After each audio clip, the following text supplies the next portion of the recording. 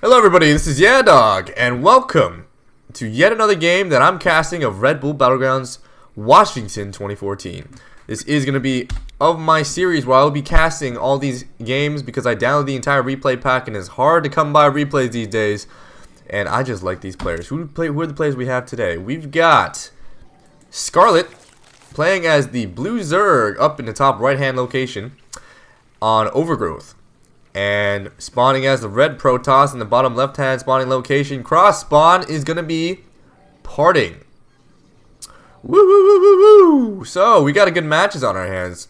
Scarlett, if you are not familiar with her, is a very good StarCraft 2 player, a Zerg player coming out of Canada. She's got a lot of creative builds. She is a slayer of Korean players. She does hold her own against Korean players. As a foreign player, she does do well. I would like to compare it to like the old comparisons people would make of Huck when he was a Korean demon slayer.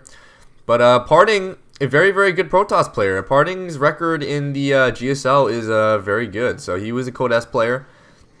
He's gonna have what it takes to put up a good fight in this matchup. He's going for a Forge first on Overgrowth just because I think he assumes that from Scarlett's play that she is quite aggressive. So an early Forge would be the safest build. It's always safe to go a 14 Forge and then follow that up with a 16 or 17 Nexus. So drone coming in here from Scarlett. It's going to be poking in here. It doesn't seem like Scarlett's going for her hatchery first. She's going for a late pull and for her first gas. Parting's been poking in here. Sees that there's no natural. He's going to try and block it. But in the base of Parting, Scarlett's drone is just kind of sitting there. It doesn't seem like Parting knows about this, though. He knew that the drone was coming across the map. He might be thinking, why? Parting does throw down a pylon to block the natural expansion. If Scarlett was going a normal build, this would be super annoying, considering that she would have to pull drones and also delay her natural expansion, because she would have to make lings behind it, or she would just go straight for the third, right over here. But the thing is, she's building a hatchery inside the base of Parting, which is very cool. Parting fully walls off, but has absolutely no idea that this hatchery is going to pop inside of his base. I was just talking about this on stream a little while ago, that Scarlett likes to go these really creative builds, because you normally don't see him in tournament play. But it does seem like she's going to go hatchery inside the base of Parting. Parting does not scout this. He's got to know something's up. He does scout the hatchery, though, so he's going to be pulling some probes, I assume. Does cancel the second gas. Knows that he's going to have to start making some gateway units to deal with the aggression that's going to be coming out of Scarlett. He has to stop this base from coming up. Creep's going to be spreading, and if Queen pops out of this, Queen's going to drop some creep tumors, and those creep tumors are going to spread all across the base of Parting. Also, those larvae can be turned into lings inside of the base of Parting. Parting going to be putting down a photon cannon right next to the hatchery, so he could be safe from this aggression as long as he plays it safe. A Roach Warren was put down by Scarlett very early. Sorry, I missed that. He's going to be producing roaches inside the base of Parting. Parting has to surround these roaches. Got to wait till this photon cannon finishes. This roach going to be going at it against these probes, but completely trapped. A Zealot comes in, and Parting not losing too much right now.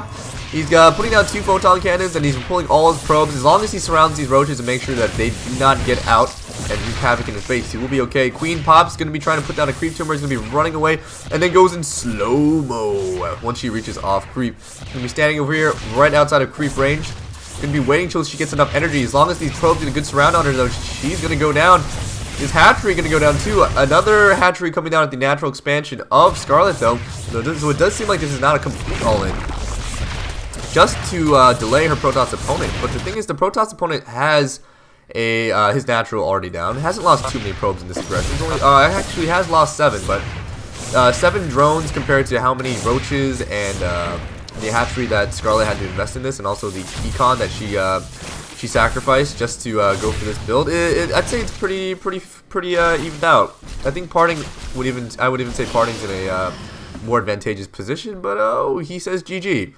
Because those roaches got into his base. Okay. I think it's because he just lost way too many workers. He got 10 workers killed in that. and it's really hard as a Protoss player to get back from that. How many workers did she have? She had 21. So yeah, he would be really, really down in that.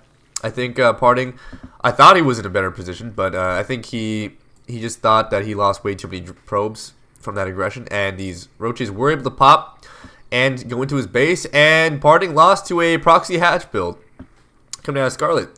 That was a pretty interesting game. Cool. That was pretty cool. I think that so Scarlett takes game 1 on Overgrowth and the first game of this best of 3 series on Red Bull Battlegrounds 2014. Stick around for next game. Next game is going to be Scarlett versus Parting again. So we'll see if Scarlett decides to 2-0 Parting, or if Parting can come back from this and beat and take down this Canadian Protoss Slayer. So if you'd like to see more of this casting series of Red Bull Battlegrounds, stick around. Subscribe to my YouTube channel if you did not see this live on my Twitch stream. Like the video if you liked it. Also subscribe and stick around for more. I'll be casting daily on Twitch 9 p.m. Eastern Daylight Time, so always check me out then. And also on Saturdays I'll be casting I'll be streaming Late Night with yehdawg. So that's a great streaming series where I'll be talking about all things StarCraft with my buddy Elrod. Or shall I say Keyros14. So stick around for that too. So this is yehdawg, and I'll see you guys later. Peace!